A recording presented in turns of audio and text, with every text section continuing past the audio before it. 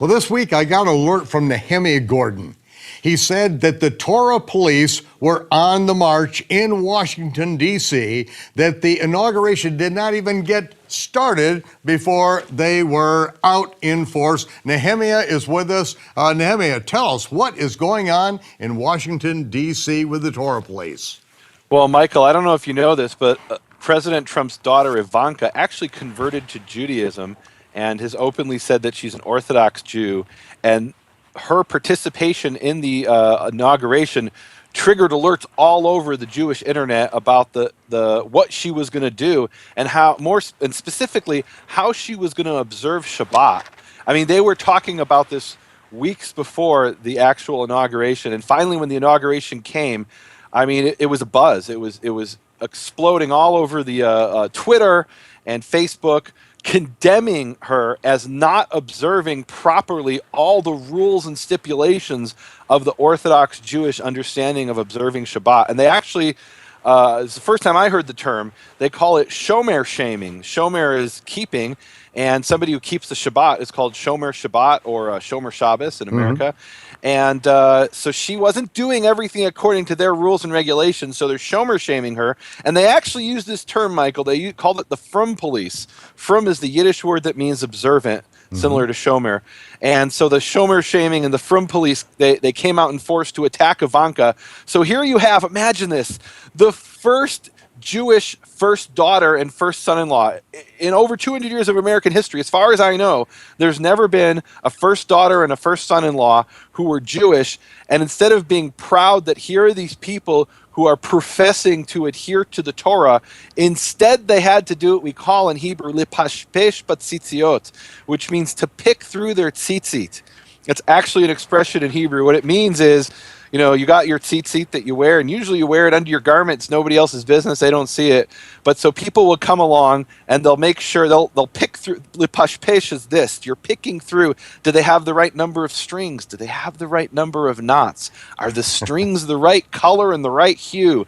This is to pick through the tzitzit. This is what they were doing to poor Ivanka Trump and her husband Jared, who were just trying to as they understood it, live according to the laws of the creator of the universe, according to his Torah. And they were attacking her for three main things. It was insane, Michael. I mean, literally, there were people who took photographs that were published of her standing in the Oval Office on Shabbat while her father is signing these executive orders, and they blew up these JPEGs to see, what does she have in her hand? Is that a phone?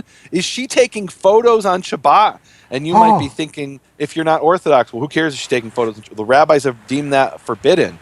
And so she's violating these rules of these modern-day Pharisees of Orthodox Judaism, which she claims, you know, she says she's part of. So now I have to point out, now this is the world that you were raised in. So your comments on this, your father's a rabbi, who's the son of a rabbi, this is your world. And being raised as the next Pharisee rabbi for the next generation, that's the world you came from. Yeah. Well, my father's rabbi wasn't a rabbi, but on my mother's side, we have rabbis going back about 1,000 years at least. And my father was a rabbi, and I was absolutely raised with this. And you can't understand the anxiety that an Orthodox Jew goes through. I'll just give you a quick story. I was with a friend who's Orthodox Jew, lived in the old city, and we were driving somewhere in Israel, and he had to get back before Shabbat. Okay, no problem. Well, he was wearing a plaid shirt, not a white shirt. And on Shabbat, you need to wear the white shirt. And he started sweating and was all nervous.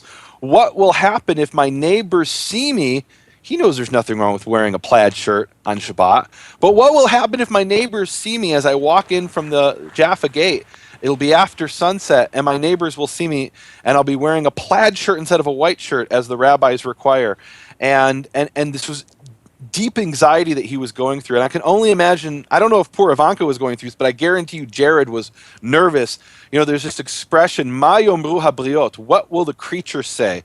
And what that means is, we know this isn't something that God forbids. Hasn't commanded us not to do these things, but people have said we can't do them. Well, what will they say if they see us doing something that the rabbis have forbidden, or that even looks like something the rabbis have forbidden? So he was terrified he'd be seen in his plaid shirt, which is a violation of the Shabbat for an ultra-Orthodox Jew. And you know, in Ivanka, she did three things that has been widely condemned for in the Jewish blogosphere. She took photos on Shabbat, according to Okay. the evidence. Number one. Okay. We got one strike on her. Okay. She says 3 strikes, you're out. Number 2 is she was a passenger in a car on Shabbat, and it's forbidden to drive on Shabbat according to the rabbis. Why is it forbidden? Because in Exodus 35 it says not to kindle a fire, and a car uses internal combustion, and the rabbis will tell you that has nothing to do with the work involved in building a fire, of chopping wood and gathering sticks and rubbing sticks and building a fire. What it means is that there's something special about fire, that fire is this supernatural, somehow ethereal concept that you can't cause it to burn on Shabbat. And so she, by being a passenger, increased the weight of the vehicle by even a fraction, and therefore increased the amount that was burning, because she didn't drive the car, right? So she's violated Shabbat by being a passenger in the car. And why did she do that? Because she didn't want to get stomped by the protesters in Washington, D.C. who came out against her father. And she wanted to go to the... They were burning limos. I mean, I bet they even had to drive that one a little bit on the fast side. Well, they burned a Starbucks. I'm sure she had good... In the end, they smashed up a limo. I'm sure she had good security. But the point was, the Orthodox blogosphere was telling her, Ivanka, Yael, that's her Hebrew name, Yael, you should have walked from your home to the inauguration. You shouldn't have driven in a car or as a passenger. And number 3 is on Friday night after sunset, she went to a church service. And according to the Orthodox Jewish understanding, it is forbidden to go to a church. And just so you understand, my father, the Orthodox rabbi, in his whole life never stepped foot into a church. He had one of his best friends die, and the service was in a church, and he was not allowed to go into that church, because it's considered to be, and it's really kind of strange to me, but the rabbis teach that you're allowed to walk into a mosque, but it's forbidden to walk into a church. This is what they teach, because a church may have images and idols, statues, and there won't be any statues in the mosque. And so my father in his whole life never went into a church. Well, Ivanka and Jared, who are supposed to be Orthodox Jews, went into a church, and and it's literally the phrase, Ma yomru habriot, what will the creatures say? Well, the creatures were speaking. The Orthodox Jews were pointing fingers and condemning her as a traitor to the faith, and as Chilul Shabbat, a desecration of the Sabbath, Chilul Hashem, that she has desecrated the name. I say, Michael, they are the ones who have desecrated the name by picking through this poor woman's tzitzit instead of standing by her. And it reminds me of this documentary I recently saw called The Way. It was about Christians who came out of the church and start keeping Torah.